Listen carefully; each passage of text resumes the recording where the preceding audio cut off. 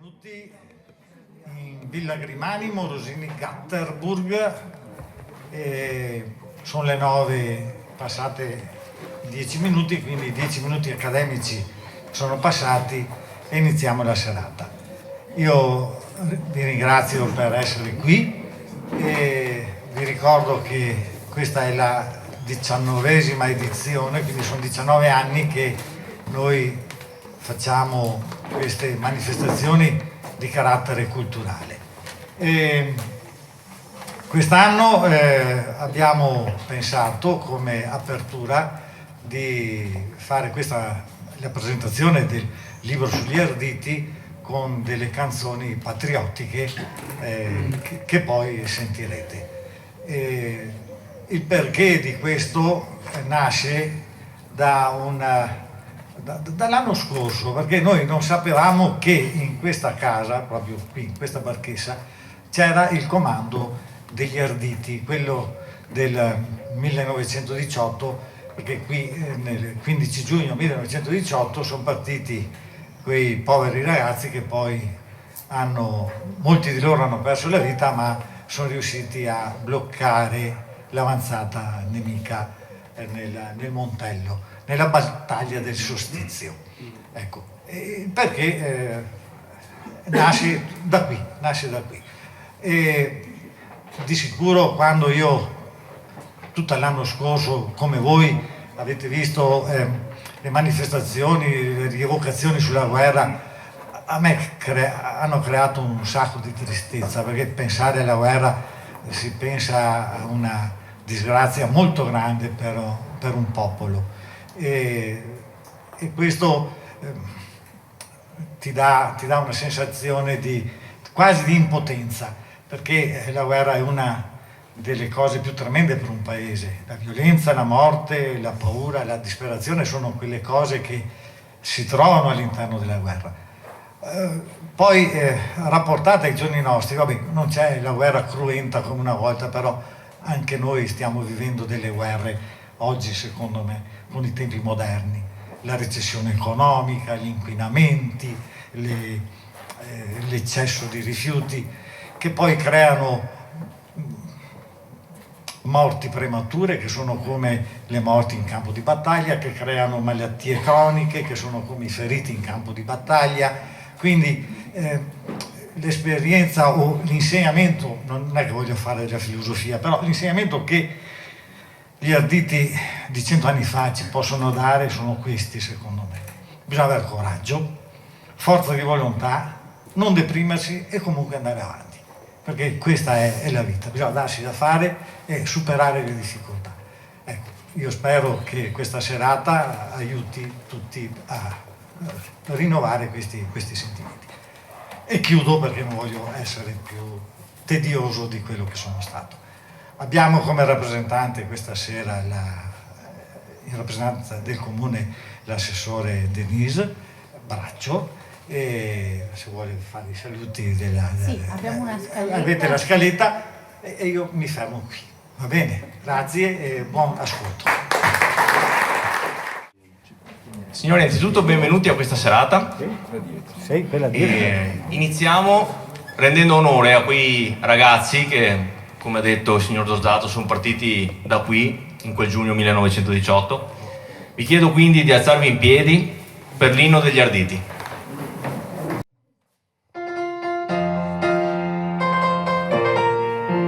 Fiamme nere avanguardia di morte, siam vessillo di lotta ed onor, siam l'orgoglio mutato in corte per difender d'Italia l'onor. Avanti ardito, le fiamme nere son come il simbolo delle tue schiere, scavalca i monti, divora il piano, pugnal tra i denti e bombe a mano. Mamma non piangere, c'è l'avanzata, tuo figlio è forte, paura non ha. Asciuga il pianto della fidanzata e nell'assalto si vince o si muore. Avanti ardito, le fiamme nere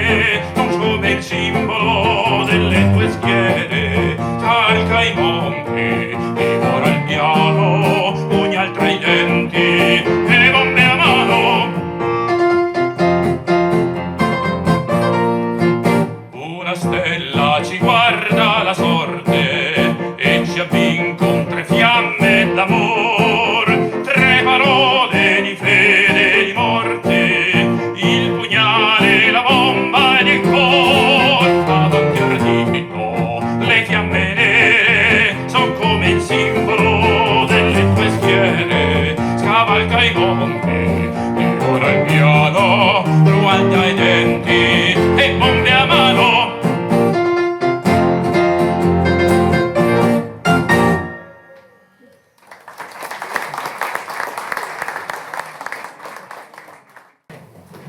Autorità, gentili ospiti e tutti voi qui convenuti, buonasera.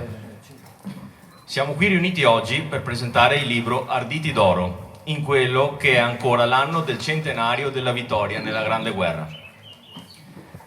Ci hanno chiesto che senso ha parlare ancora di Arditi, un reparto militare che pochi conoscono davvero, su cui ci sono molte dicerie e non ultima quella di essere stati solo un ammasso di fascisti.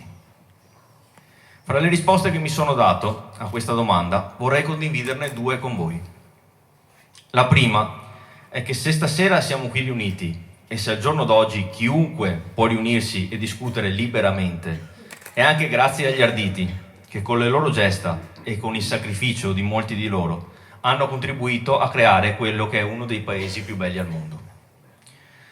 La seconda, non meno significativa, è che ricordare gli Arditi ci aiuta a ricordare quella che è una caratteristica di noi italiani, ovvero che tiriamo fuori il meglio di noi quando siamo alle corde, quando l'avversario ha la partita in pugno, quando sembra che l'impresa sia impossibile.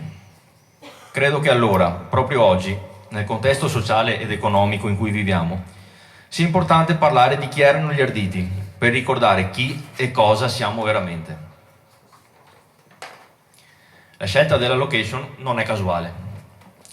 L'edificio alla vostra destra, coperto dalla vegetazione, è stato sede di un ospedale militare durante la Grande Guerra. Mentre proprio da questo edificio, nel giugno del 18, partirono gli Arditi del 27° reparto d'assalto per salvare il fronte sul Montello che stava per cadere in mano austriaca. Arrivati sul posto, il comandante degli Arditi chiese dov'era il nemico e gli fu risposto: faccio prima a dirvi dove non è. Anziché ritirarsi, quei ragazzi diedero tutto ciò che potevano e assieme agli altri reparti schierati a protezione di quella che era l'ultima possibile linea difensiva, fecero l'impresa e riconquistarono le posizioni perdute, annullando l'ultima iniziativa di attacco austriaca e gettando così le basi per la battaglia di Vittorio Veneto, iniziata proprio dagli Arditi che il 28 ottobre 1918 attraversarono per primi il Piave a Moriavo della Battaglia per ricacciare il nemico fino a Trieste e fino a Trento. Prende ora la parola l'assessore alla cultura del comune di Vedelago, Denis Braccio.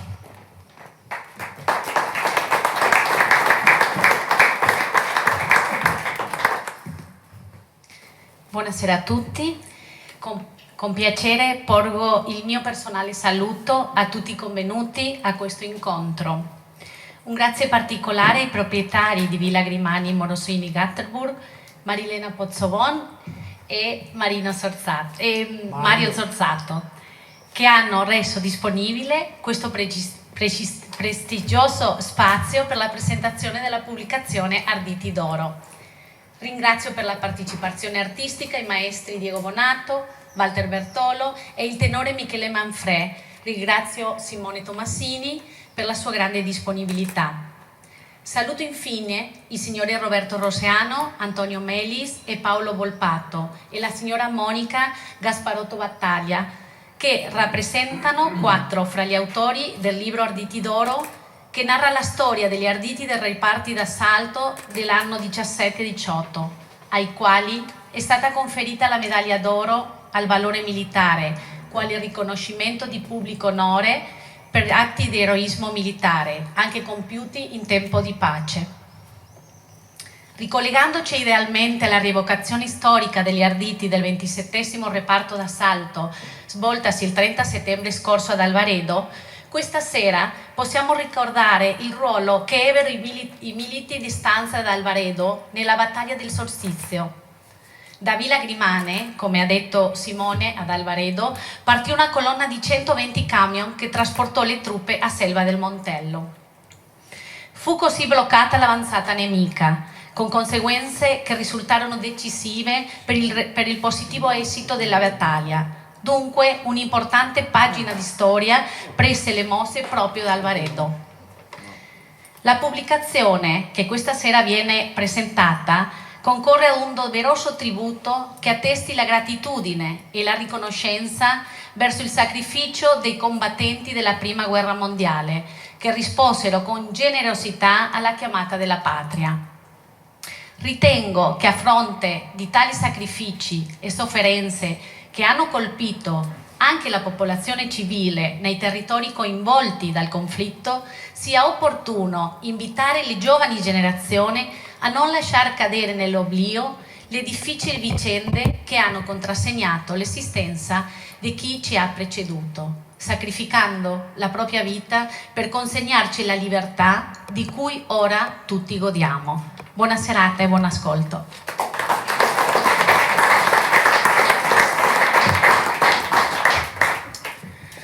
La serata vedrà gli autori presentare il libro, intervallati da canzoni a tema, eseguite appunto dai maestri Michele Manfrè, voce, dal maestro Walter Bertolo al pianoforte e dal maestro Diego Bonato alla chitarra acustica.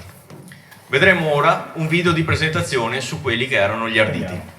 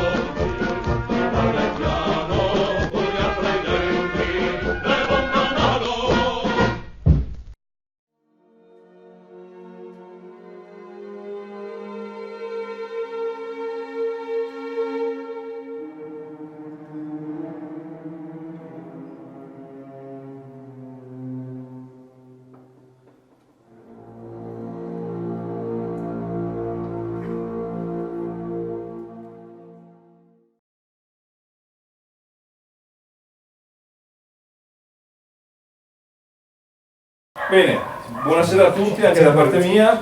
Mi sentite anche senza microfono o devo usarlo? No, visto che c'è, ma mi sento più... Come vuoi. Se qualcuno non mi sente, alza la mano.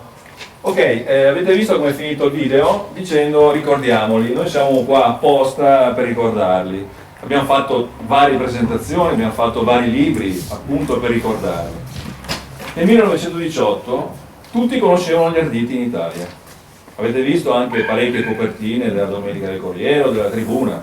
Quindi dire Arditi all'epoca era, come dire, parlare di uno dei fiori all'occhiello del nostro esercito. Tutti li conoscevano, li invidiavano, gli avversari li temevano.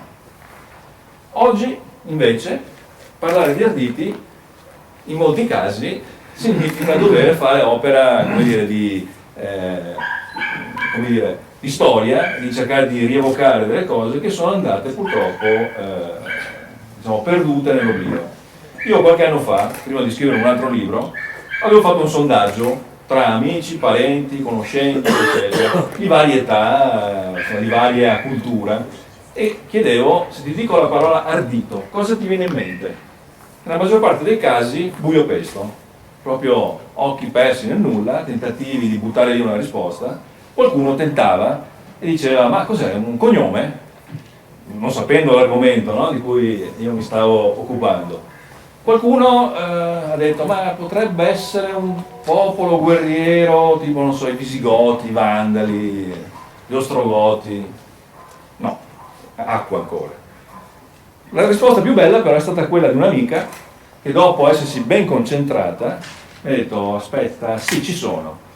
Dante Alighieri, Divina Commedia, Girone degli Arditi, perché a quell'epoca essere arditi era peccaminoso. E quindi, diciamo, io ho applaudito a una risposta così inattesa, però l'esito del mio sondaggio è stato assolutamente negativo. Probabilmente avessi fatto questo sondaggio da queste parti, su Grappa, su Montello, sul Piave, eccetera, avrei avuto maggiore soddisfazione. Però sappiate che man mano ci si allontana da queste zone anche di pochi chilometri e il risultato è questo. Provate a farlo anche voi, quando vi allontanate, arditi, non si sa niente.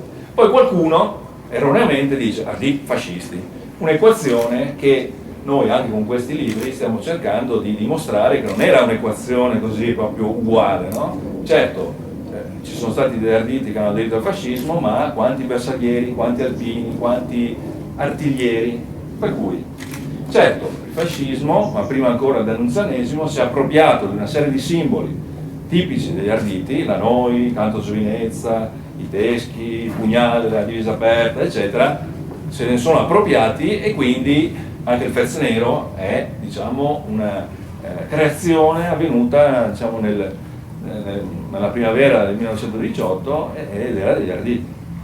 Bene, cosa fare per cercare di far conoscere questi arditi in un modo, come dire, tutto sommato efficace? Quella di scrivere dei libri. In realtà ci sarebbe un metodo molto più potente, che sarebbe quello di fare un film, perché non c'è ancora nessun film in Italia, ce ne sono pochi sulla Grande Guerra, sugli arditi proprio, anche quello che si intitola I Camani del Piave è un vago riferimento, ma non è proprio un film sugli arditi. Però, insomma, fare un film sugli arditi ci vogliono risorse importanti, qualcuno che ci creda, magari qualcuno dall'estero, magari basandosi su un libro come quello che abbiamo fatto noi, perché i personaggi e, diciamo, le trame assolutamente non mancherebbero per fare un film, anzi dirò di più, per fare una serie televisiva.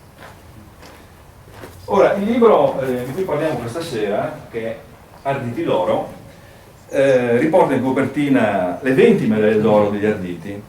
Su 362 medaglie d'oro che vennero conferite nella Grande Guerra, 20 andarono agli Arditi, che ebbero anche minori opportunità in termini di tempo di guadagnarne. Perché? Perché nacquero nel luglio del 1917 e i primi combattimenti sono dell'agosto sempre del 17, quindi ebbero meno tempo.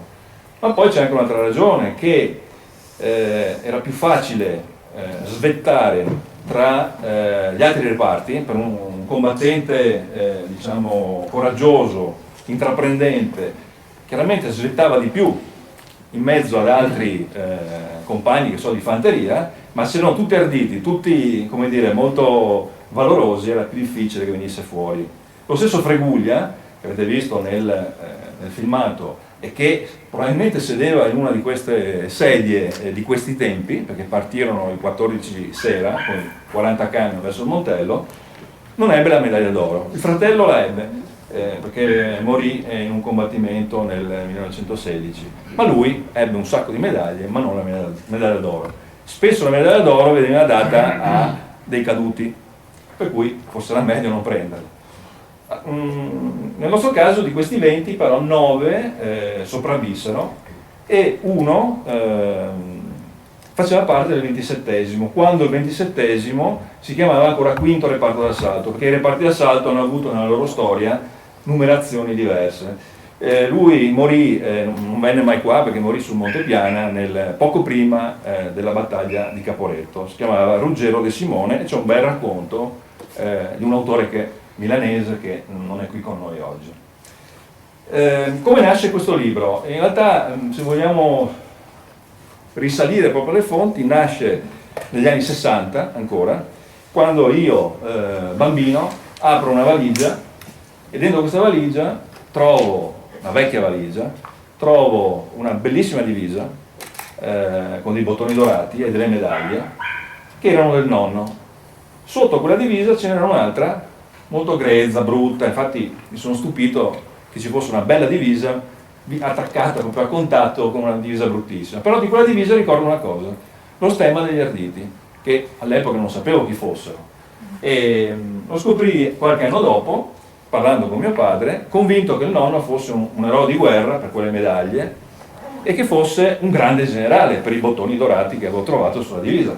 Invece mio padre mi diede una ferale notizia che il nonno era soltanto un sergente e io non sapevo se era più importante sergente o generale, ma altra botta, no, sergente è molto molto più basso rispetto al generale, e quindi io sono rimasto molto male. Mio padre però mi ha detto, però il nonno, attenzione, era negli Arditi, e questo cambia completamente la questione, perché gli Arditi hanno avuto fondamentalmente come loro comandanti, sì, anche qualche generale, e qui ce n'è uno decorato in medaglia d'oro, però quelli che combattevano proprio in prima linea, che andavano all'assalto col pugnale tra i denti e la bomba a mano, erano sottufficiali e soldati, ma anche ufficiali inferiori, quindi tenenti, sottotenenti, capitani.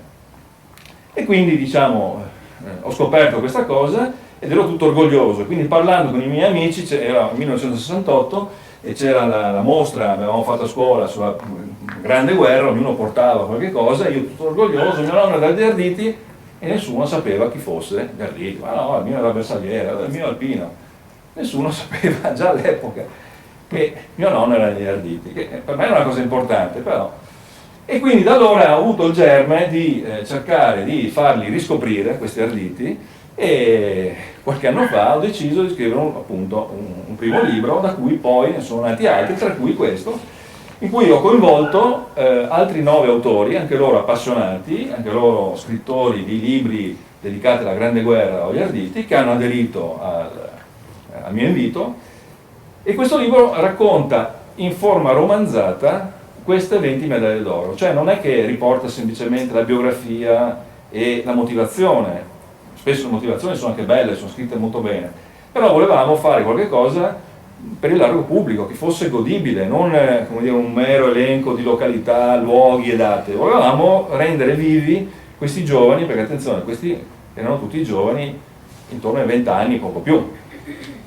E quindi a ognuno aveva 10 pagine in tutto a disposizione, e aveva tutte le informazioni possibili e immaginabili dal punto di vista storico, che non è che sono tantissime, c'è la motivazione, c'è qualche informazione su quello che ha fatto il reparto e niente più. Però nel rispetto massimo di tutte le fonti disponibili, ciascuno ha creato la sua narrazione, per cui è un libro molto vario per approccio, per cui c'è il tempo presente, il tempo remoto, addirittura ci sono 2 racconti di fantascienza.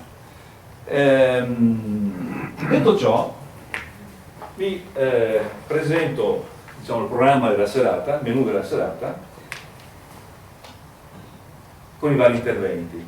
Allora io vi parlerò brevemente, per non svelare poi la narrazione, che ha degli aspetti abbastanza così curiosi per come è stata impostata. Vi parlerò di 3 medaglie d'oro. Uno è Carlo Sabatini, che all'epoca era probabilmente la medaglia d'oro più famosa degli Arditi, è stata conferita motu proprio da parte del re per un'azione incredibile. L'altro è Alessandro Tandura, Veneto, provincia di Treviso, il primo paracadutista italiano, lui venne paracadutato oltre Piave nell'agosto del 1918. E infine abbiamo un generale, De Gaspari, che comandava un grosso gruppo di Arditi, quelli che hanno attraversato il Piave. Tra questi Arditi che hanno attraversato il Piave c'era anche mio nonno. Poi avremo Monica, che ci parlerà di altri 2 importanti medaglie d'oro. Abbiamo Leopoldo Pellas, morto sul Piave, e Mario Ponzo di San Sebastiano, che invece ha combattuto, quindi ci spostiamo dal Piave al Monte Grappa, e ha combattuto, lui è sopravvissuto, sia pure ferito. Infine abbiamo Paolo, che ci parlerà di 3 personaggi, tutti combattenti del nono reparto d'assalto, uno dei reparti d'assalto più famosi in assoluto, che ha combattuto fondamentalmente sul Monte Grappa. Quindi parleremo di Ciro Scianna, di Maurizio Zanfarini, scusate, in ordine poi è Dario Vitali e Maurizio Zanfarino. Allora, come vi dicevo, le medaglie d'oro conferite durante la Grande Guerra sono state 362, poi vabbè, leggete quelle che sono le medaglie degli altri colori, davano diritto a un vitalizio, già all'epoca, era un premio annuale di 800 lire per la medaglia d'oro, di 300 lire, se non ricordo male, l'argento, e di 100 lire la medaglia di bronzo. La croce al valor militare invece era puramente una decorazione con parola motivazione, non dava diritto a nessun premio. Come vi dicevo, gli Arditi hanno avuto 20 medaglie d'oro, poi vedete 1500 e passa medaglie d'argento e 1500 di bronzo. E decorati complessivamente, li abbiamo accertati andando a sfogliare i volumi dell'esercito, un lavoro che ci è costato un anno di ricerca, perché voglio trovare un Ardito, trovi 50 fanti, 20 alpini, ogni tanto trovi un Ardito, quindi devi leggerteli tutte le motivazioni e cercare di non fartene scappare qualcuno. Quindi è stato un lavoro notevole, nessuno sapeva quanti fossero i decorati degli Arditi, adesso lo sappiamo, sono intorno ai 3.000. Ecco, gli Arditi complessivamente, gli Arditi delle parti di assalto, perché poi c'erano gli Arditi reggimentali, furono dai 30 ai 35.000, non si ha un numero preciso, e quindi diciamo che abbiamo più o meno 3.100 decorati, e a livello di caduti siamo oltre i 3.000, quindi con una perdita stimata intorno al 10-12%. Allora, 2 parole su Carlo Sabatini. Carlo Sabatini è diventato famoso d'un tratto, diciamo, perché? Perché ha ideato e portato a termine un'azione estremamente rischiosa, è ovvio, ovviamente, ma a suo modo molto originale. Perché? Perché ha conquistato il Monte Corno di Vallarsa. Questo monte dominava la Vallarsa e impediva praticamente alle nostre truppe i movimenti, quindi andava conquistato. Gli italiani ci avevano provato varie volte, addirittura nel 1916 avevano provato gli alpini del battaglione Vicenza, erano riusciti ad arrivare fino in cima, ma poi sono stati, diciamo, sconfitti, ma tra di loro c'erano 2 famosi personaggi come Cesare Battisti e Fabio Filzi, che proprio sul Monte Corno vennero riconosciuti, portati a Trento e 2 giorni dopo un processo farsa, impiccati. Quindi riprendere il Monte Corno aveva una doppia valenza, sia strategica sia dal punto di vista, diciamo, della propaganda, cioè riconquistare la cima dove come dire, i martiri Battista e Filz erano stati catturati, era importante. Quindi per fare questo l'esercito inizialmente decide di minare il monte, farlo saltare in aria, ma all'ultimo momento cambia idea e decide di provare con gli arditi. Quindi chiamano un reparto della zona, era all'epoca il terzo reparto d'assalto, li mandano, questi riescono a conquistare diciamo, il monte, che era tutto traforato da gallerie, ma non la vetta. La vetta resta in mano austriaca. Non riuscivano a mandarli via, ci pensa Sabatini. Sabatini decide di andare su questa montagna dall'unico punto dal quale gli austriaci non si aspettavano, cioè dalla parete verticale. Quindi escono da una galleria, non essendo nemmeno loro lui e altri 4 volontari, non essendo nemmeno dei arrampicatori, su questa cima si arrampicano in qualche maniera, tra l'altro con il rischio, l'hanno fatto di giorno, sotto il sole, 3 pomeriggio, con il rischio anche che gli rimanesse in mano perché la roccia era friabile. Comunque riescono ad arrivare in cima, si lanciano appunto a noi, lanciando le loro bombe, pugnale in mano, e riescono a far fuori tutto il presidio che era fatto da una trentina di austriaci. Quasi tutti morti, alcuni prigionieri, medaglia molto proprio del re. E questa è la storia di Sabatini.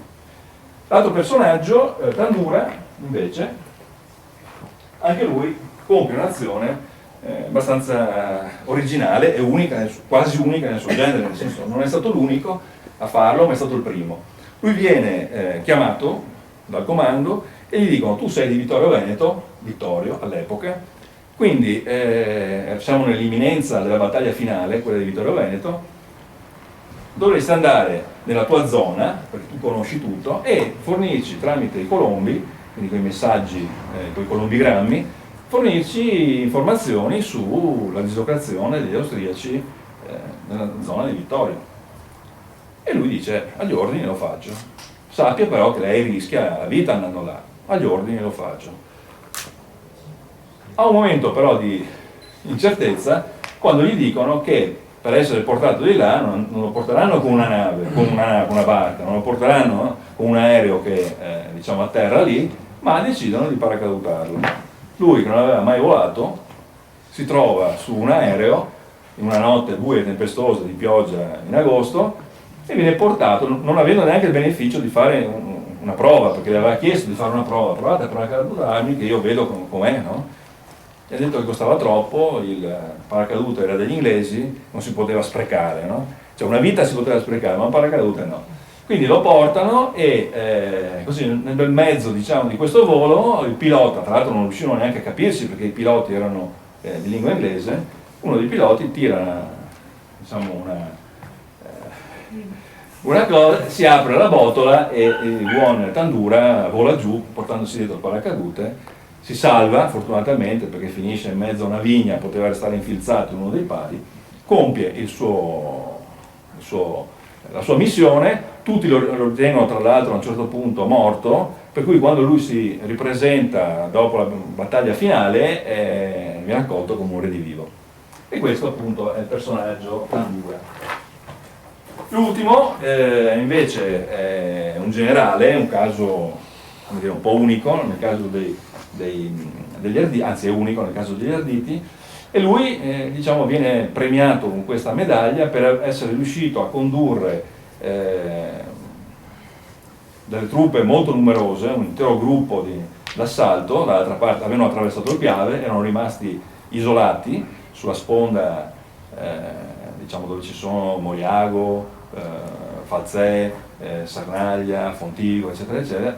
Lui riesce manovrando a diciamo, rintuzzare i contrattacchi austriaci e come dire, mantenere la testa di ponte fin tanto che diciamo, le nostre truppe riescono ad avere ragione delle artiglierie nemiche e impedire quindi che distruggessero sistematicamente tutti i ponti che dovevano consentire alle truppe diciamo, che arrivavano da dietro l'attraversamento del Piave. E quindi anche lui viene premiato con questa importante onorificenza. Bene, io la mia parte l'ho fatta e prima di diciamo, dare la parola a Monica, abbiamo un altro intervallo musicale, diciamo, a tema fondamentalmente. Grazie dell'attenzione. Un grazie a Roberto Roseano per la sua presentazione. E ora i maestri eseguiranno una delle canzoni più famose che ricordano la Grande Guerra, forse la più famosa di tutte, la canzone del Piave.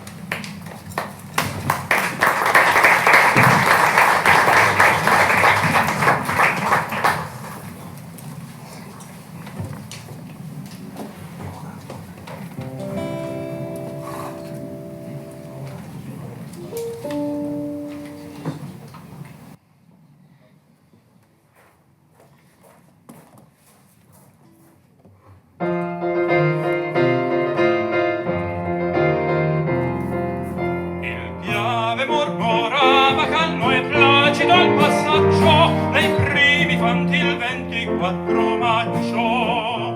L'esercito marciava per raggiungere la frontiera, per fare contro il nemico una barriera. Nudi passarono in quella notte i fanti, da cielo bisognava andare avanti. S'udiva intanto dalle amate sponde sommesso lieve tripudiar dell'onde. Era un presagio dolce lusinghiero, il Piave mormorò, non passa lo straniero.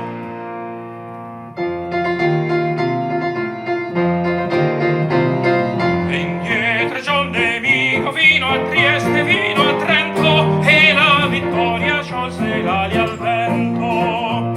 Fu sacro il patto antico fra le schiere puro visti, risorgere o per danzavro battisti. In Francia fin l'italico valore, le forche l'armi dell'impiccatore, e acque chiave si placaron l'onde, sicure l'albi libere le sponde. Sul patrio suole vinti torvi imperi, il pace non troppo ne oppressi gli stranieri.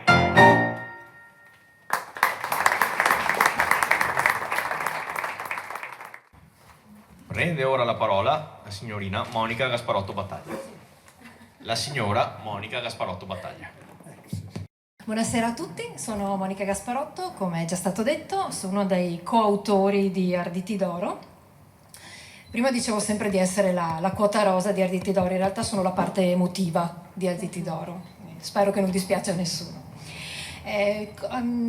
La canzone del Piave mi dà il là proprio per introdurre quello che è stato il mio personaggio chiave, quello che ha dato l'inizio alla mia avventura letteraria e che poi si è snodata in vari capitoli del gruppo, del libro, scusate, che è Leopoldo Pellas, che vedete alle mie spalle. Leopoldo Pellas chi è? È un ragazzo nato nel 1897 di Perugia, un universitario, interventista, che nel 1917 viene chiamato alle armi, per cui è ben felice di andare a servire la patria perché pensa che questa sia la sua missione di uomo, di soldato italiano. Viene chiamato appunto nel 1917, frequenta la scuola per allievi ufficiali a Caserta. Ma chi è nella vita da civile Leopoldo? Abbiamo detto un ragazzo del 97, ha una madre che rimane presto vedova, ha delle sorelle e ha un fratello che si chiama Demetrio, il cui destino è quello di essere anch'egli un soldato, perciò due soldati in una sola famiglia. Una volta frequentato il corso per allievi ufficiali, viene subito, poco dopo, chiamato come bersagliere a prestare servizio, a combattere nella 10ª battaglia di Lisonzo. La 10ª battaglia di Lisonzo è la chiave di svolta per per Leopoldo, scusatemi, perché è la battaglia in cui lui perderà il fratello. E questo segnerà per sempre la sua vita, sia di soldato che di uomo, perché mentre prima era un ragazzo, un bersagliere che aveva una missione nella vita che era quella di servire la patria, a quel punto avrà un duplice scopo, sì servire la patria, ma anche vendicare la morte del fratello che ha subito come un'onta che va lavata col sangue, e questo sangue è il sangue del nemico. Quando avviene il suo incontro con i reparti d'assalto? Quando è che lui decide di fare domanda per diventare ardito? Probabilmente durante la ritirata di Caporetto, perché spostandosi dal Friuli per andarsi ad attestare sulle pianure del Piave, lui vedrà i reparti degli arditi che faranno da cuscinetto tra l'avanzata del nemico e il ritiro dell'esercito italiano, e sarà là che lui probabilmente maturerà l'idea e si convincerà che per meglio servire la patria e per meglio raggiungere il suo scopo, meglio sarebbe per lui di entrare nei reparti d'assalto. Fa domanda, e attenzione, non è che fare domanda significa automaticamente diventare un ardito. Si fa la domanda, si frequenta una scuola, se si supera il corso, un corso estremamente duro ed estremamente selettivo, si ha il diritto di diventare un ardito e di indossare le fiamme. Le fiamme si dividono, perché le chiamiamo fiamme? Le fiamme sono quelle decorazioni che stanno sui baveri degli arditi. Sono di 3 tipi: le fiamme nere per gli arditi che provengono dalla fanteria, le fiamme verdi per gli arditi che provengono dagli alpini, e le fiamme cremisi per gli arditi che provengono dai bersaglieri. Leopoldo, scusatemi, alla fine del corso riuscirà ad indossare le fiamme cremisi e verrà poco dopo chiamato alla sua prima vera prova di ardito. Il 23° reparto d'assalto, che è il reparto dove lui si troverà a combattere, per il quale si troverà a combattere, è attestato nella zona di Caposile. La scuola è ad Altino, l'accampamento è a Caposile, e nel maggio del 1918 verrà chiamato alla sua prima prova vera e propria. Cosa succede? Nella zona tra il canale del Consorzio e il Basso Piave bisogna cercare di far fuori assolutamente tre sistemi di trinceramento nemici, perché l'esercito austro-ungarico si sta avvicinando sempre più pericolosamente alla zona di Venezia.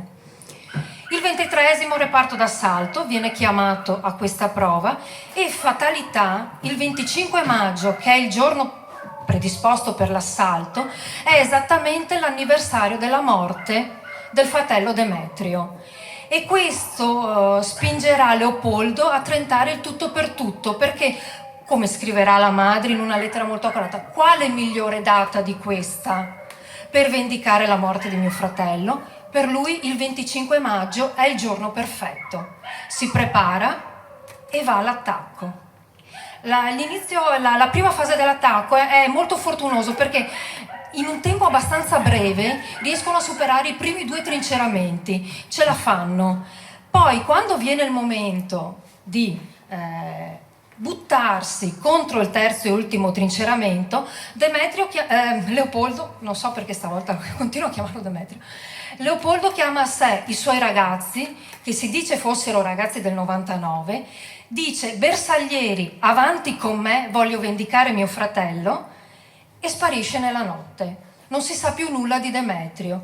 Di questo ragazzo si perdono completamente le tracce. Cosa è successo? Cosa è non successo? In un libro che è il diario del capitano Lommi, che è un bel diario che si chiama Da bersagliere ad ardito, in cui si narrano proprio le vicende del 23° reparto d'assalto, dice: ma qualcuno diceva che l'avevano visto tornare all'accampamento, altri dicevano no, assolutamente l'abbiamo visto morto, non c'è speranza, altri dicevano no, sì, ma l'abbiamo visto sparire, però vedrete che torna, dategli tempo, qualche giorno e tornerà tra noi. In realtà Leopoldo non ritornerà mai più.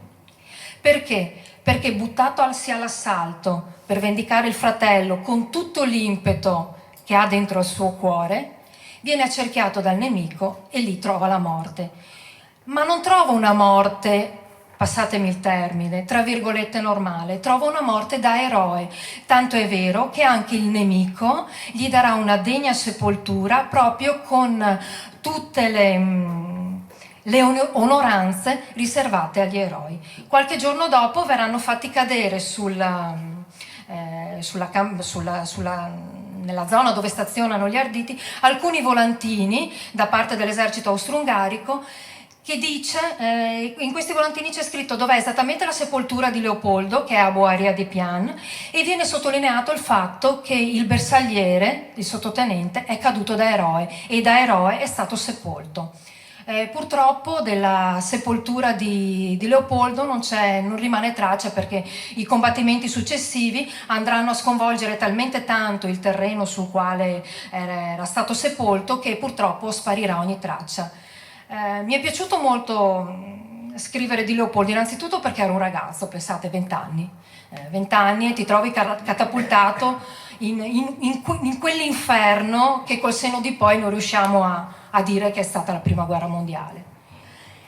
Ha lasciato delle lettere bellissime alla madre, che è possibile trovare, che è possibile leggere, in cui lui da una parte si scusa moltissimo con la madre perché, pur essendosi recato sul Carso successivamente in cerca della sepoltura del fratello, non è riuscito a trovarla, e di questo lui si duole tantissimo, tant'è vero che è un sentimento che porterà per sempre nel suo cuore, quello di non essere riuscito a trovare la sepoltura, perché dirà alla madre, testuali parole: mamma, oggi vado all'assalto, è un anno che è morto Demetrio, ricordati, non avere paura, non preoccuparti, ricordati che sul Carso c'è ancora una tomba che attende di essere vendicata. Per cui scrivere di questo ragazzo è stato veramente emozionante, mi sono immedesimata, tanto è vero che l'ho scritto in prima persona come se fossi proprio io, Leopoldo, sperso dopo Caporetto, in qualche campagna, in un posto diroccato, dove mi domando: ma perché ci stiamo ritirando? Ma perché stiamo cedendo tutti i territori che avevamo conquistato al nemico? Perché abbandoniamo i nostri fratelli? Cosa sta succedendo al nostro esercito? E da lì maturerà l'idea di entrare nelle fiamme Cremisi e di portare il distintivo degli arditi. Ieri poi io di solito ho curato altri 2 arditi, che sono Giuseppe Albertini e Ponzio di San Sebastiano con il capitano Leonardi. Di solito io presento principalmente Giuseppe Albertini perché ne ho curato un po' più la storia, l'ho fatta assieme al mio amico Antonio Mucelli, e mi sono addentrata anche alla ricerca di quello che è questo personaggio, che è praticamente un misconosciuto, cioè io questo Albertini, io mai lo avevo sentito nominare, mentre per altri arditi che decorati, di cui potrete trovare sul libro o anche semplicemente cercando su internet qualche notizia sugli arditi, è molto facile trovare le gesta, perché ci sono libri che raccontano, ci sono diari, ci sono testimonianze, ci sono lettere, c'è molta letteratura.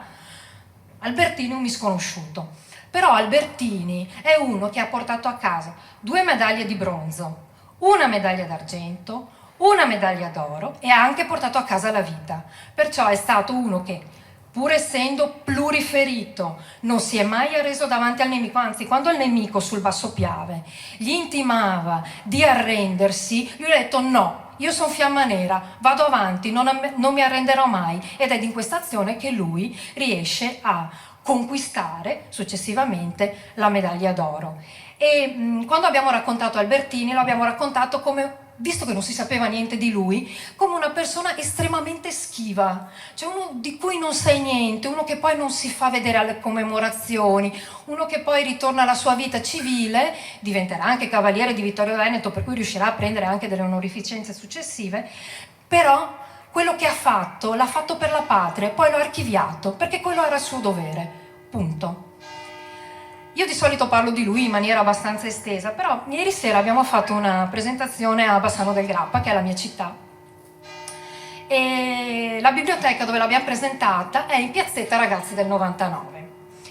E è una piazzetta che una volta non era così, perché io mi ricordo che quando ero piccolina era proprio la classica piazzetta con delle botteghe, io mi ricordo che c'erano le pescherie attorno, però tutti sapevano che era Piazza Ragazzi del 99. Adesso non c'è più nessun riferimento, perché si dice sempre la piazzetta del museo, la piazzetta della biblioteca, però piazzetta Ragazzi del 99 non si dice più.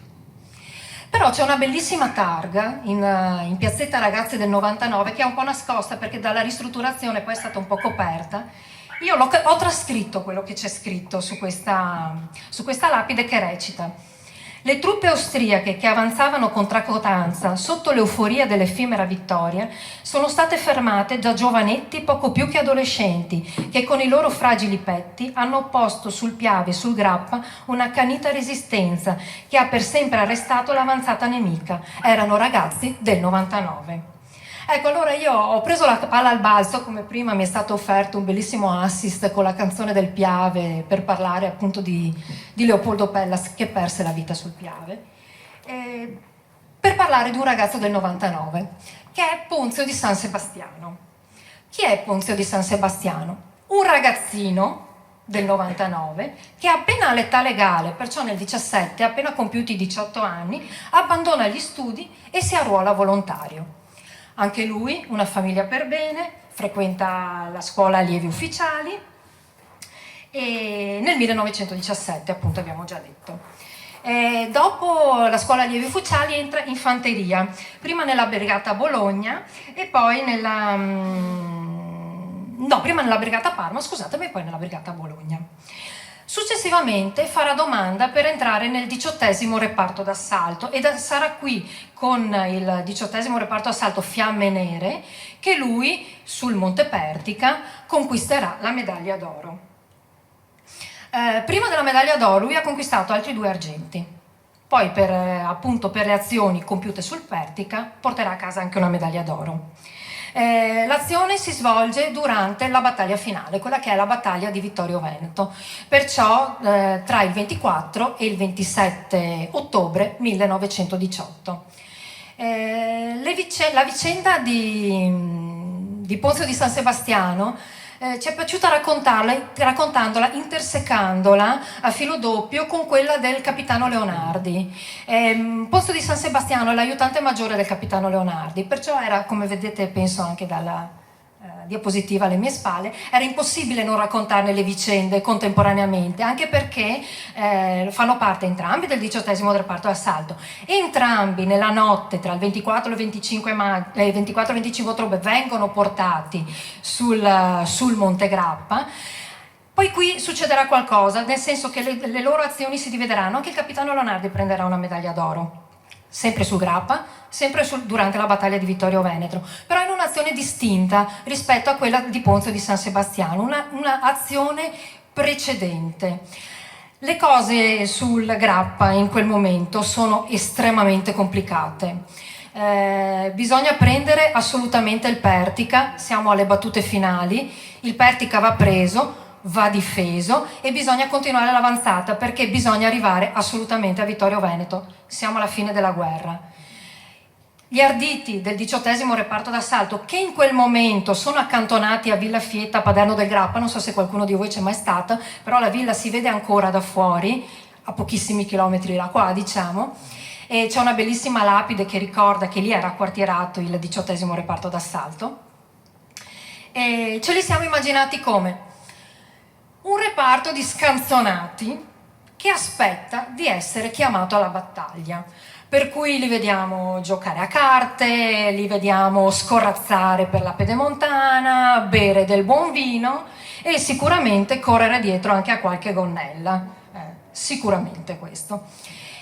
Arriva però poi l'ordine di salire sul Grappa. Il 24 ottobre il 18° reparto d'assalto si prepara e quasi praticamente al completo, salvo un paio probabilmente di arditi che rimangono già a Villa Fietta, probabilmente perché ancora o feriti o non in condizioni comunque ottimali per salire, viene portato con i camion a Cima Grappa.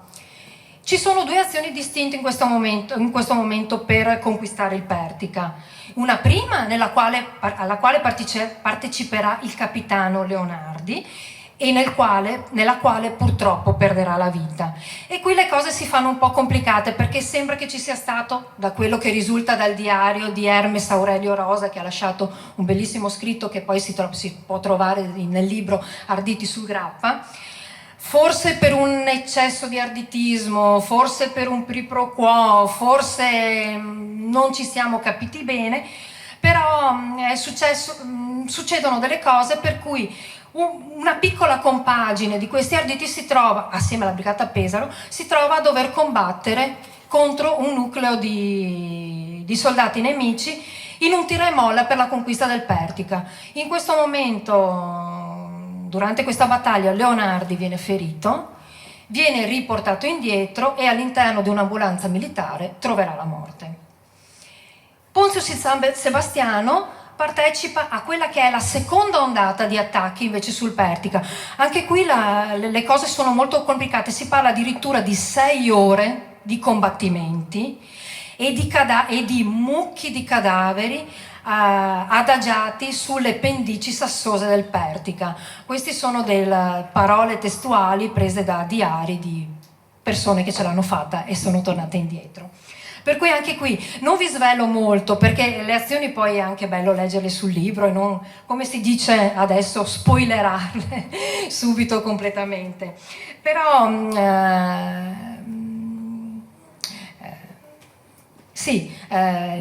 Ponzio San Sebastiano verrà ferito malamente, dovrà abbandonare il campo di battaglia. Per lui la guerra finirà in quel momento, durante appunto gli assalti che vengono portati per la conquista del Pertica, e in lacrime abbandonerà il campo di battaglia, perché deve lasciare sì la guerra che non è ancora finita, ma deve lasciare anche i suoi commilitoni continuare a combattere. Allora, voglio solo dirvi un'altra cosa. L'attacco al Pertica viene condotto il 25, viene preso, però il 27 ci sarà il contrattacco nemico e sarà qui che Ponzio di San Sebastiano verrà ferito e dovrà abbandonare il campo di battaglia. Il 18° reparto d'assalto ha ricevuto una medaglia d'argento alla bandiera. Significa che il 18° reparto d'assalto ha offerto un grandissimo tributo di sangue per le azioni del Monte Pertica, e la motivazione del conferimento della medaglia d'argento è stato questo: con ardente valore e fulmineo impeto raggiunse la vetta del Monte Pertica, spianando alle colonne di attacco la via della vittoria, e con fiera tenacia concorse poi a respingere i reiterati sanguinosi attacchi del nemico. Quegli attacchi che sono durati 6 ore e hanno accatastato i morti sulle pendici sassose del Pertica. Un'altra cosa simpatica che voglio dirvi sulla figura di questo ragazzino del 99, cioè permettetemi veramente di chiamarlo così, perché un ragazzo di 18 anni fa veramente tenerezza. Ed è una citazione tratta da un libro che si intitola Noi arditi, scritti da Mario Carli. Mario Carli chi era? Chi è stato? È stato un giornalista, scrittore, un futurista, un grandissimo amico di Marinetti, e che è stato ardito nel 18° reparto d'assalto, che era stato inizialmente esonerato dal servizio militare perché era fortissimamente miope, cioè questo proprio non ci vedeva. No, lui si è arruolato volontario nel 17, entrando prima in un reparto di zappatori e poi facendo domanda e riuscendo miracolosamente a diventare una fiamma nera del 18° del reparto d'assalto. E parla così del suo camerata Ponzio di San Sebastiano. Il sottotenente Ponzio di San Sebastiano, aiutante maggiore del mio reparto, disobbedisce all'ordine ricevuto dal comandante di non prendere parte al combattimento. Si slancia con la prima ondata d'assalto, è ferito alle gambe, mentre un caro compagno gli muore vicino. Lo portano via piangente per quella morte e per non poter più restare sul campo, e trova anche il modo di mandare al comandante un biglietto in cui si scusa di avergli disobbedito e si dice pronto ad accettare una punizione disciplinare. Per questo vi invito, quando passate vicino alla targa che commemora i ragazzi del 99, pensate a questi ragazzi, al tributo veramente di sangue, anche perché mi raccontava ieri sera Roberto, in un momento in cui abbiamo chiacchierato, che sembra che il più grande tributo di sangue tra gli arditi sia stato proprio versato dai ragazzi del 99. Per cui quando passate vicino a una targa, fate un pensiero a questi ragazzi, che fossero arditi o meno, non importa, hanno dato la vita per la patria. Grazie a tutti.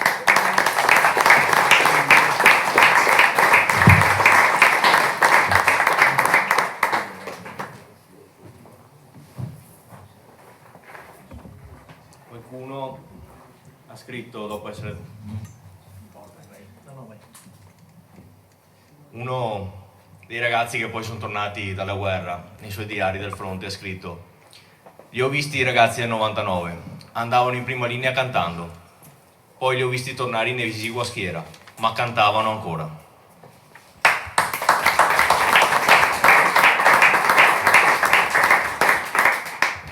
Ora i nostri maestri eseguiranno il Miserere.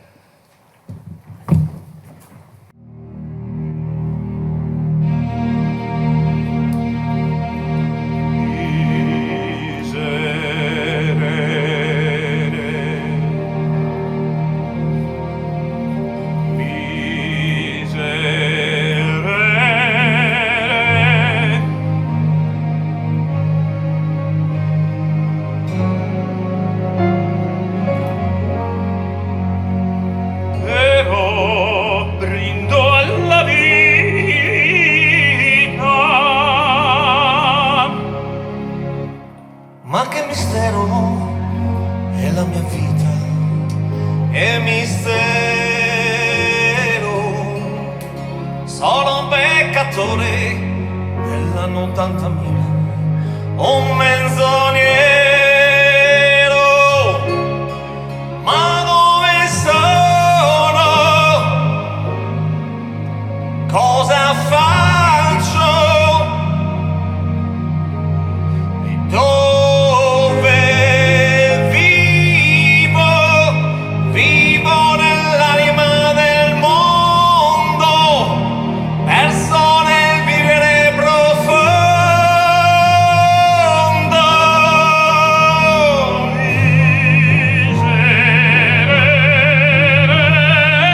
Misero me, e brindo alla vita.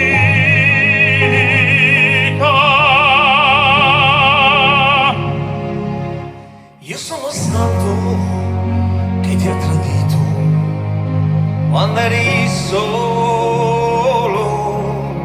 e vivo altrove. Io osservo il mondo dal cielo e vedo il mare, le foreste. Vedo me che Vivo nell'anima del mondo, perso in un vivere profondo.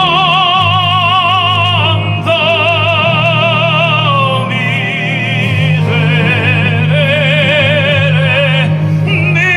misero me, e brindo alla vita.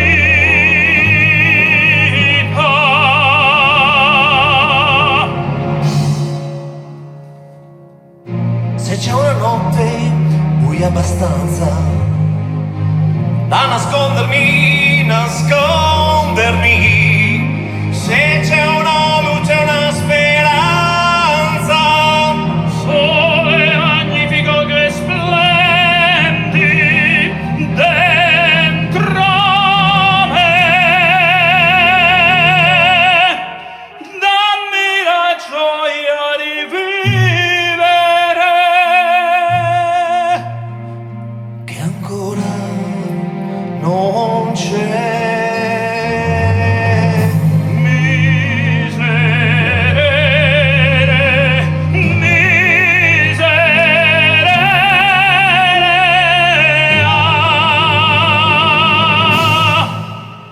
Quella voglia di vivere che ancora e forse non c'è.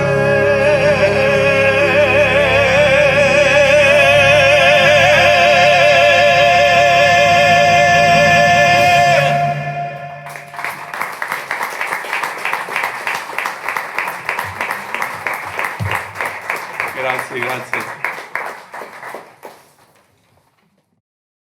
E diamo ora la parola per il primo dei suoi interventi al signor Paolo Volpato.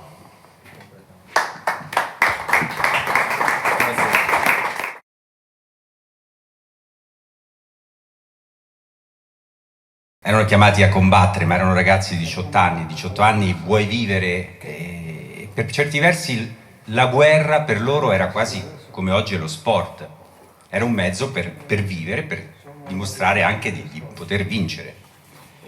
È bello aver raccontato queste medaglie d'oro di questi ragazzi, non so se lo sapete, le medaglie d'oro come venivano concesse? Le medaglie d'oro venivano concesse di solito ai caduti, ai morti, e se proprio non erano concesse ai morti, erano concesse a degli ufficiali. Questo perché? Perché la medaglia d'oro era l'unico uomo, l'unico suddito al quale il re doveva il saluto militare. Quindi si faceva in modo di dare le medaglie d'oro a chi era quantomeno un ufficiale, o se non era ufficiale, come questo ragazzo qui, era morto. E quindi il re non doveva dare il saluto a un morto. Questa sera mi occupo di 3 medaglie d'oro, che sono tutte e 3 del 9° reparto d'assalto. Il 9° reparto d'assalto ha legato il suo nome al Grappa, al Monte Grappa, ne avrete sentito parlare, ed era guidato da quello che io ritengo uno dei migliori prodotti della scuola dell'esercito italiano, l'allora maggiore Giovanni Messe. Giovanni Messe, pugliese, sesto di 6 fratelli di un umile muratore pugliese, l'unico nell'ambito della gerarchia dell'esercito che scalerà tutti i gradini da soldato semplice, arriverà nella seconda guerra mondiale a comandare l'esercito, a diventare capo di Stato Maggiore. Un uomo importantissimo perché poi durante la seconda guerra mondiale comanderà il corpo di spedizione italiana in Russia, colui che dirà a Mussolini, avrà il coraggio di dire a Mussolini: io non comando più queste truppe in Russia, noi in Russia non possiamo vincere. E poi abbiamo visto come è andata a finire. Mussolini, per punirlo, lo manda a comandare le truppe in Africa. In Africa viene catturato dagli americani, dagli inglesi, che ne apprezzano talmente tanto il suo operato, perché lui comunque con quelle poche truppe era riuscito a tenere in scacco le truppe alleate, con il governo di Salerno, con il governo dell'Italia di Brindisi, l'Italia del Sud, l'Italia liberata, viene creato proprio dagli alleati capo di Stato Maggiore dell'esercito italiano. E perché parto da Messe? Perché Messe poteva essere la 21ª medaglia d'oro.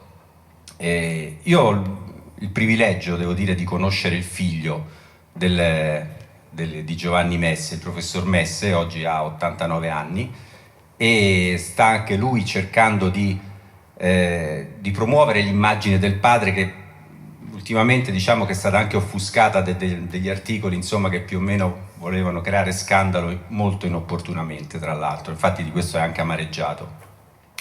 E questo è appunto il figlio di Messe. Mi raccontava, ci vediamo insomma ogni tanto, anche un mese fa a casa sua, quando gli ho portato questo libro, lui mi diceva: ma io questi nomi, dice, li conosco, dice, perché dice mio padre, pur avendo avuto questa carriera militare importantissima, avendo combattuto dalla guerra di Libia, praticamente si è fatto tutto, guerra di Libia, prima guerra mondiale, guerra d'Africa, seconda guerra mondiale, lui è rimasto per sempre legato a questi ragazzi. E io i sopravvissuti li conoscevo, sentivo i nomi, ne parlavamo in famiglia, erano quasi persone di famiglia, perché era molto stretto il rapporto, come in tutti i reparti d'assalto, che c'era tra gli ufficiali e questi soldati. E questo soldato, partiamo da questo ricordo del 9° reparto d'assalto, da Ciro Scianna, e questo un po' ci consente anche di vedere quello che sta di combattimenti del Grappa. Anche sul Grappa, oggi è 14 giugno, si stava aspettando, come su tutto il fronte, che la notte dopo, come dicevano i servizi di informazione, i primi servizi segreti, davano per imminente l'offensiva alle ore 3 della notte, dove iniziare l'offensiva austro-ungarica sul Piave e sul Grappa. Erano tutti pronti, i reparti d'assalto erano pronti, ma non erano in linea. I reparti d'assalto venivano inviati lì dove maggiore era il pericolo, lì dove serviva a riconquistare delle posizioni difficili. I ragazzi del 9° reparto d'assalto erano a Pove, del Grappa, e il 15, scatenatasi l'offensiva sul Grappa, a un certo punto vengono chiamati: dovete andare subito in azione. Dove andiamo in azione? Alla fine vanno in quello che l'avrete sentito nominare, il Col Moschin. Andranno sul Col Moschin, per ultimo riconquisteranno il Fageron e poi conquisteranno il Col Moschin in soli 10 minuti, tra l'altro. E uno dei principali soldati arditi delle principali azioni la fece proprio lui, Ciro Scianna. Ciro Scianna non era giovanissimo, era del 1891, quindi aveva 27 anni. Era un umile operaio anche lui di bagheria di Palermo e anche lui si era già fatto la guerra di Libia, era rimasto nell'esercito perché per sua sfortuna era iniziata anche la prima guerra mondiale, ma comunque era un ragazzo che veniva da un'umile famiglia, era orfano di padre e in qualche modo voleva riscattare questa sua umile posizione agli occhi anche della madre, agli occhi dei familiari.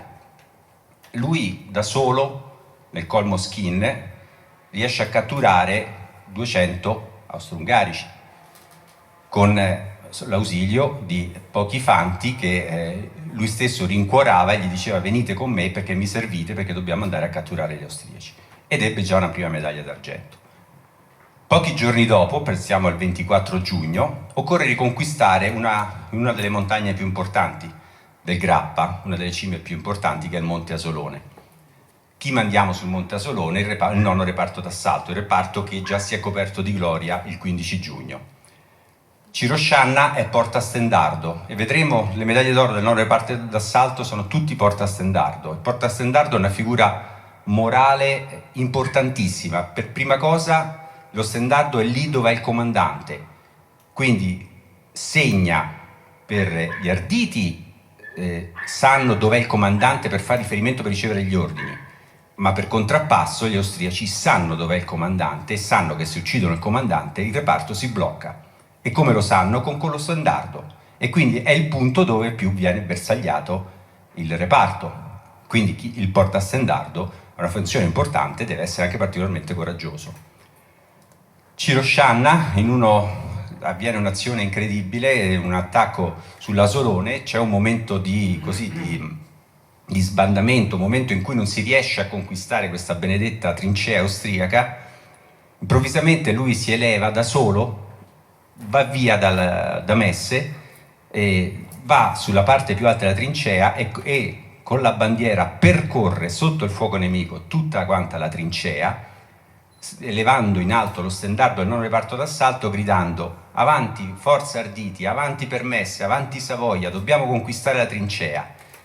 Galvanizzati gli arditi ripartono all'attacco e conquistano la trincea.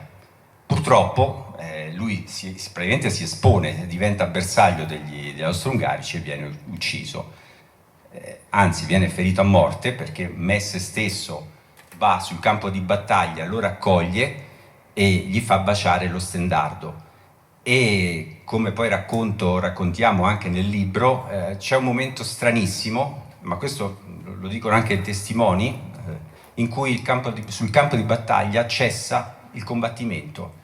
Praticamente cala il silenzio e tutti vedono questo momento in cui Messe raccoglie Ciro Scianna nelle sue braccia, gli fa baciare lo stendardo, Ciro Scianna dice nelle ultime parole rantolo viva l'Italia, e tutti assistono silenziosamente a questa scena sapendo di stare a assistere a un qualcosa veramente di incredibile.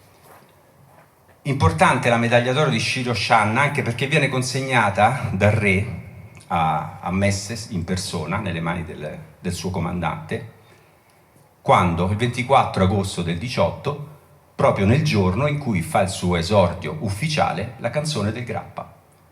A Villa Dolfin Boldù, a Rosà, viene riunita tutta la quarta armata del Grappa di Giardino, vengono resi gli onori per questa grande vittoria che avevano avuto sul Grappa sulla battaglia del Sostizio, vengono consegnate anche le medaglie e viene cantata la canzone del Grappa per la prima volta davanti al re, che approva la canzone, che poi è la canzone che tutti conosciamo, che ancora oggi si canta giustamente per ricordare gli avvenimenti sul Grappa.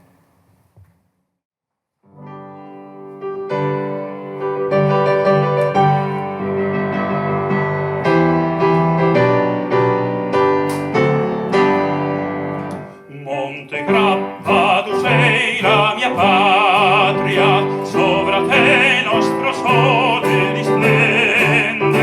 A te mira chi spera ed attende, i fratelli che a guardia vi stanno.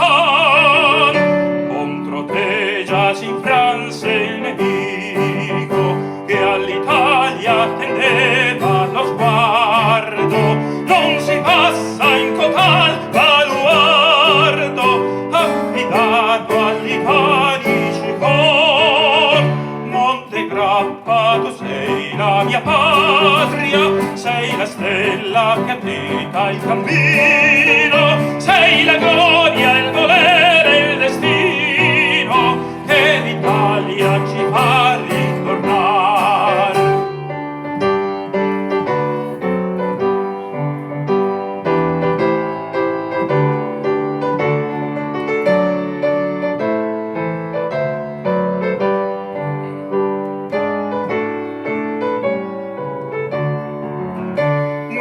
Grappa, tu sei la mia patria, sei la stella che abita il cammino, sei la gloria, il volere, il destino che all'Italia ci fa ritornare.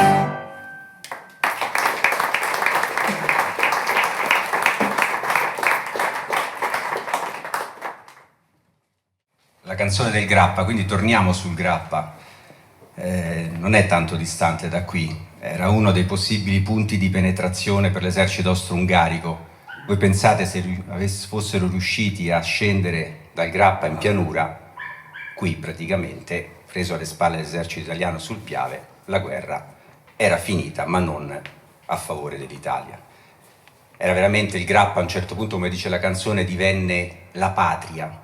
Grappa è la patria perché in quel momento i soldati che stanno sul Grappa sanno che stanno combattendo per la patria, non fosse altro perché girandosi vedono i loro paesi, le case, le luci, sanno che lì ci sono le loro famiglie e finalmente sanno per cosa stanno combattendo per difendere non un astratto ideale di patria, perché poi questi ragazzi giovani ufficiali erano cresciuti nell'ideale della patria, ma il soldato semplice, la patria era un concetto strano, era un re che si conosceva da lontano, che aveva visto di sfuggita, non capiva, però a un certo punto sa che la patria è qualcosa di concreto, è la famiglia, sono i campi, è il suo lavoro, sono i suoi figli, bisogna difendere il futuro.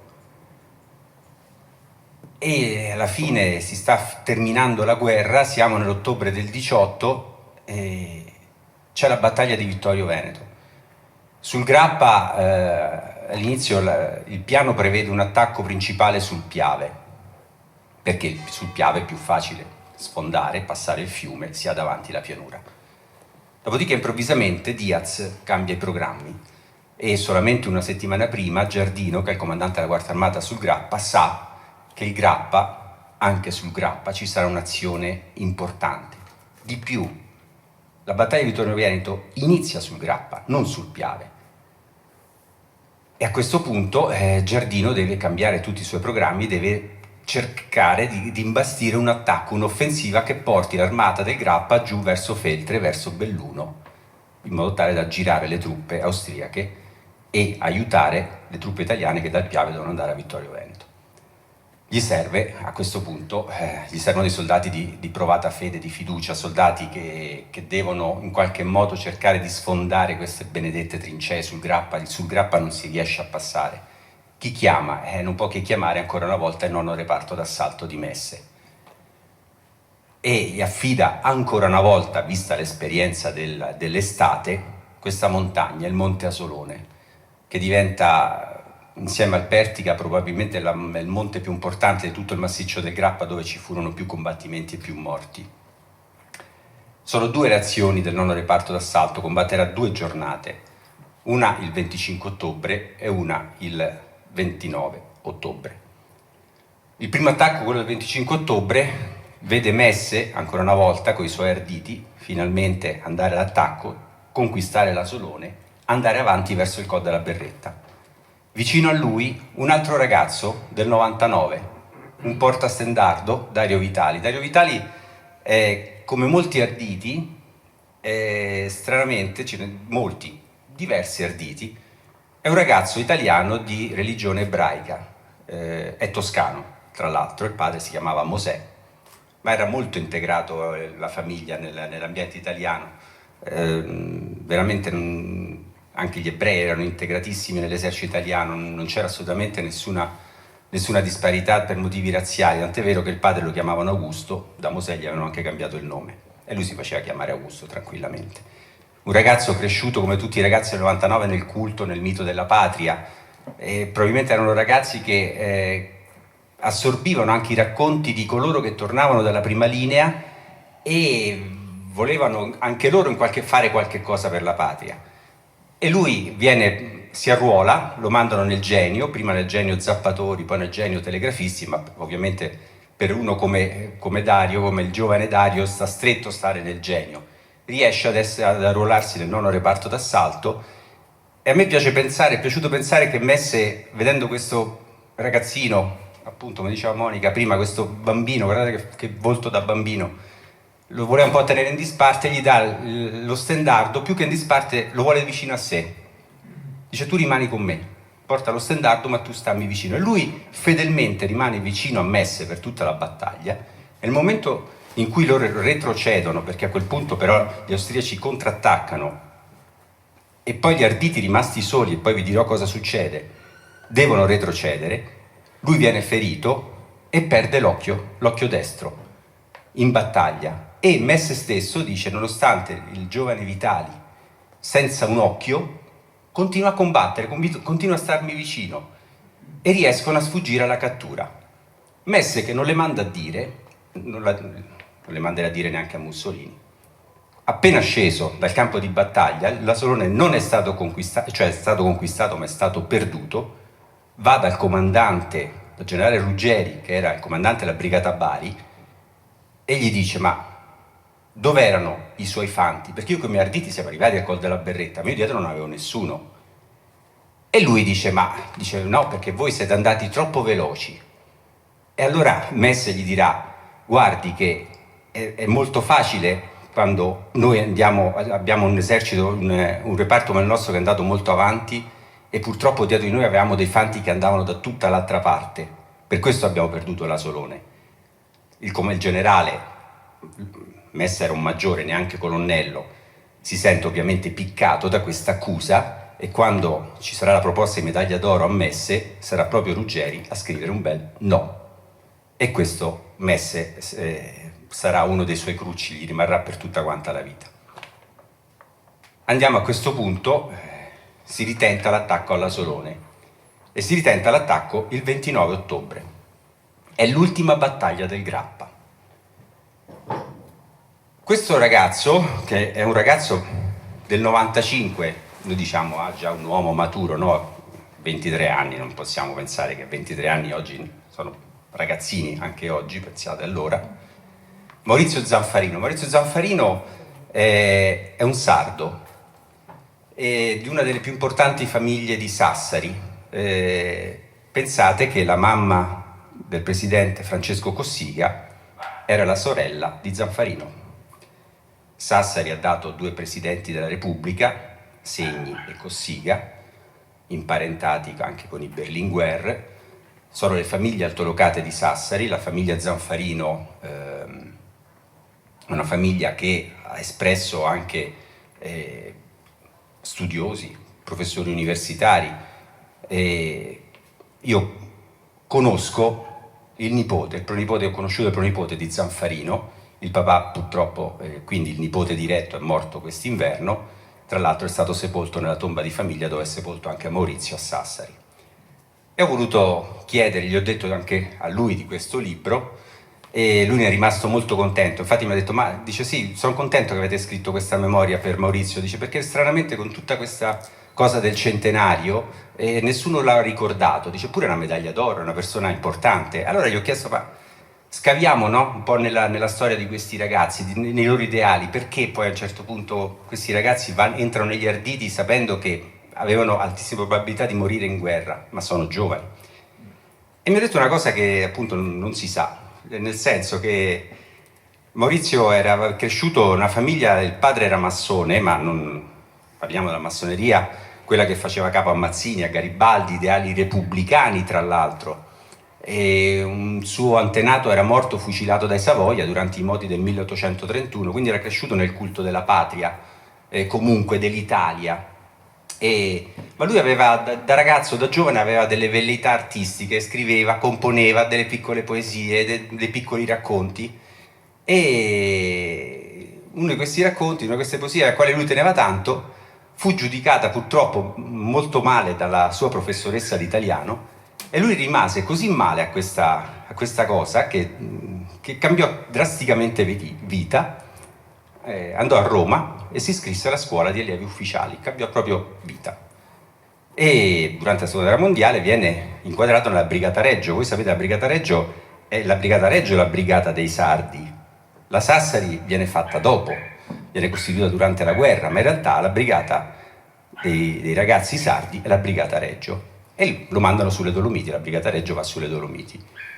Riesce, anche lui dopo Caporetto, vedendo tutto quello che fanno gli arditi, riesce ad entrare nei reparti d'assalto, combatte con il 9° reparto d'assalto con Messe.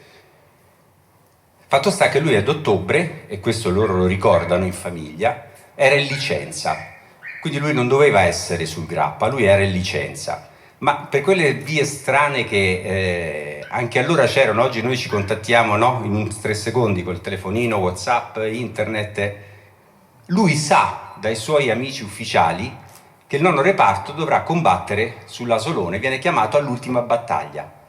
Via, interrompe la licenza, prende la nave, torna qui nel continente e raggiunge i suoi soldati, il suo reparto, il 9° reparto d'assalto a Pove. Messe, anche qui probabilmente, forse conoscendo la famiglia, forse sapendo che insomma non è una persona, un ragazzo qualsiasi, non è uno dei tanti ragazzi poveri, umili, ma una famiglia altolocata.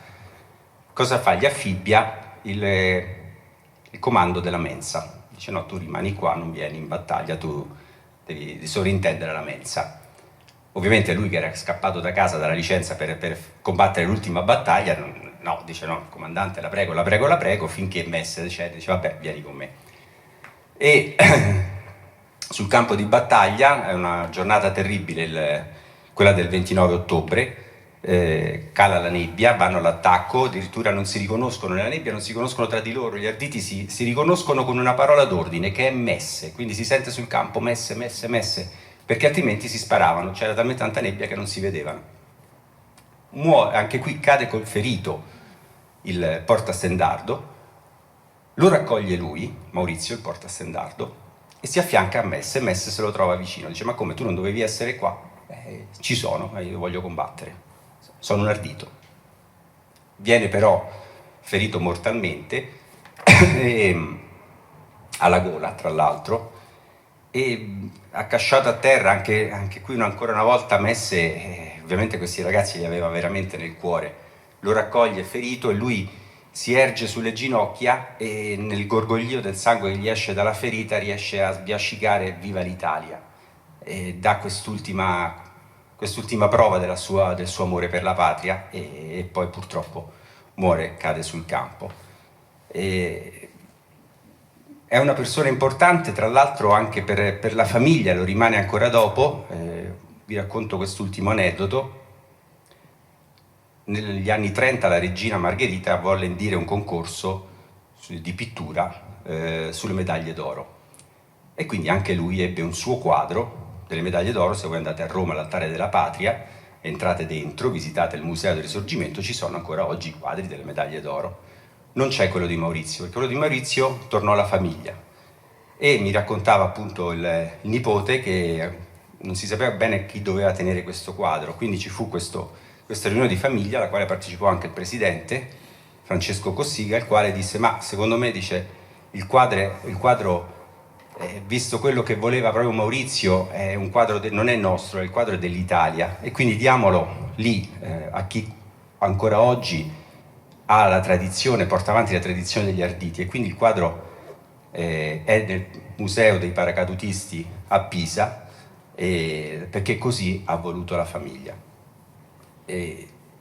Un'ultima cosa, io ringrazio Roberto per avermi fatto partecipare a questa avventura letteraria. Ho scritto diversi libri, ma soprattutto saggi sulla Grande Guerra. Invece scrivere un racconto e dare anima e corpo a questi ragazzi penso che sia la cosa che possiamo oggi, forse più importante ancora di citare numeri di reparti, di battaglioni, perché poi dietro queste aride cifre, 30 morti, 40 morti, 50 morti, no, dietro ci sono persone, ci sono ragazzi oltretutto, ci sono delle vite, ci sono motivazioni differenti e quindi mi sembra giusto portare avanti il loro ricordo, riproponendo i loro volti, le loro storie, e che veramente danno, in quei momenti terribili, ci dicono che veramente bisogna avere forza e come cantavano prima i nostri amici col Miserere, la vita comunque, la gioia del vivere, anche in queste situazioni difficili deve sempre emergere e sempre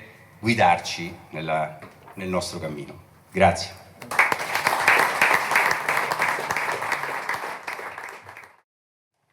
Prima della conclusione lasciamo ancora spazio ai maestri con la canzone di San Giusto.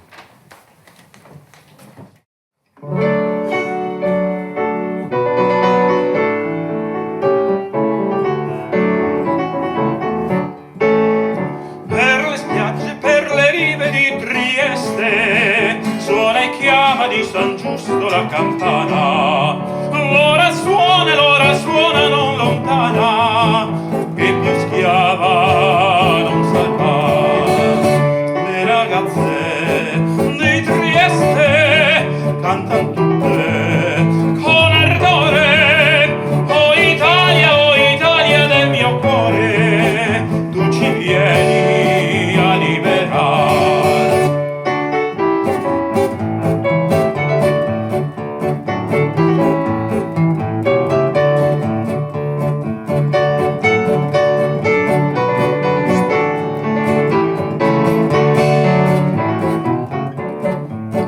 Avrà baci, fiori e rose la marina, la campana perderà la nota mesta.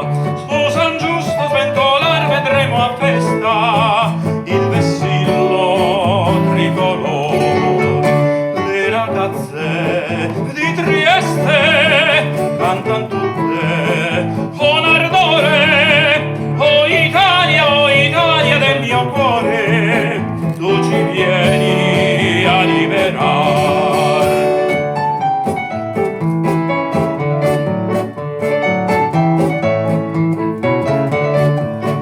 Oh Italia del mio cuore, tu ci vieni a liberare.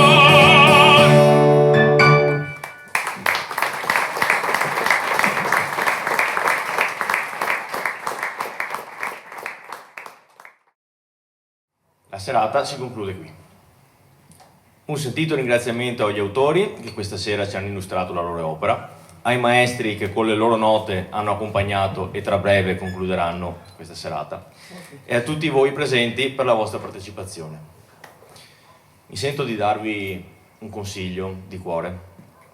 Con la bella stagione che si avvicina, anzi che finalmente è arrivata, facciamo qualche gita in montagna, facciamo delle passeggiate, ma soprattutto, visto la zona in cui vi siamo, fermiamoci ai sacrari.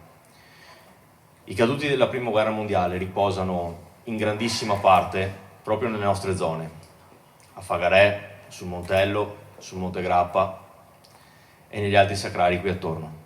Fermiamoci e, come ha detto giustamente Paolo, ricordiamo questi ragazzi. Non sono un numero, sono ragazzi che sono, io ci credo veramente in questa frase, sono morti anche per noi. Grazie a tutti ancora, viva l'Italia, viva le Forze Armate, viva gli Arditi.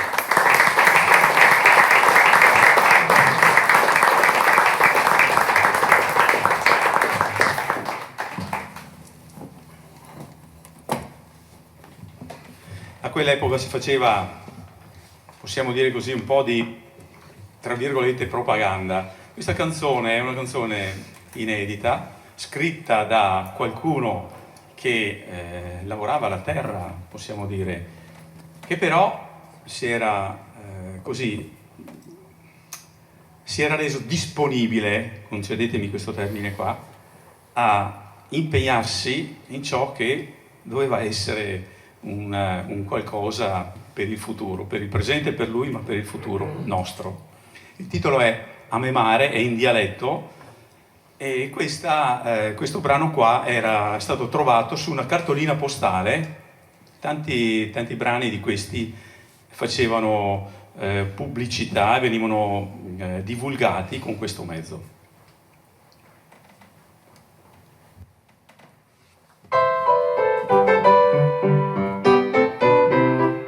Mare me chiama, mare me spera.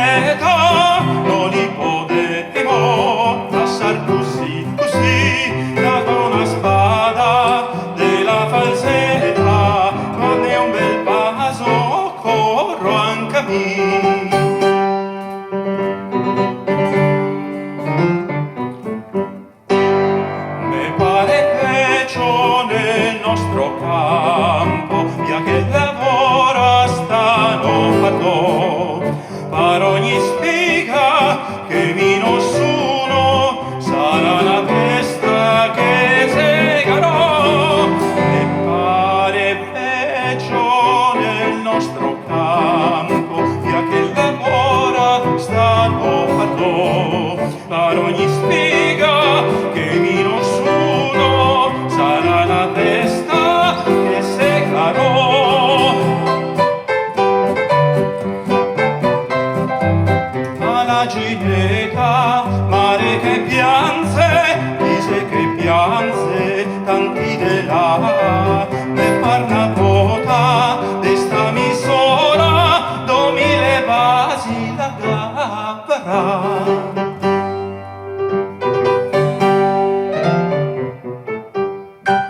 Drio quel capuzzo bianco del monte, tanti fradei chiamavano, paseme mare, paseme in fronte, pase sta spada, vado anche a me. Drio quel capuzzo bianco del monte, tanti fradei chiamavano, paseme mare, paseme in fronte, pase sta spada, vado anche a me.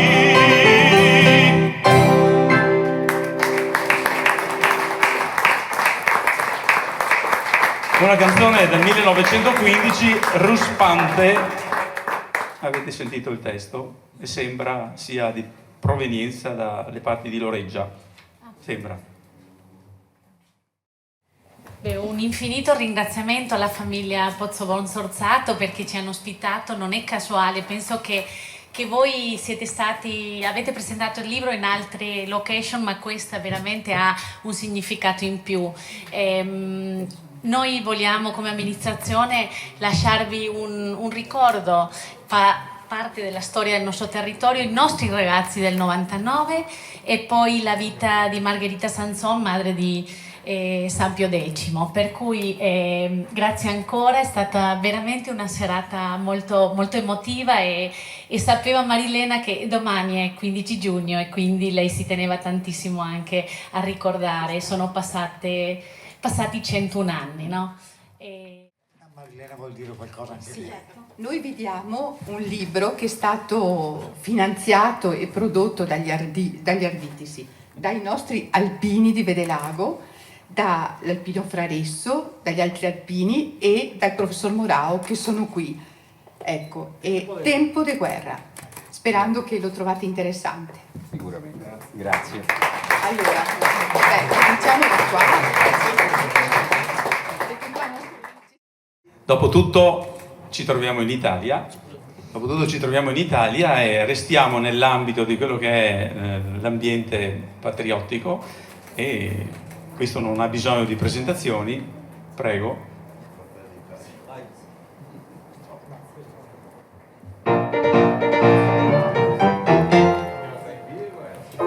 Si potete alzare in piedi.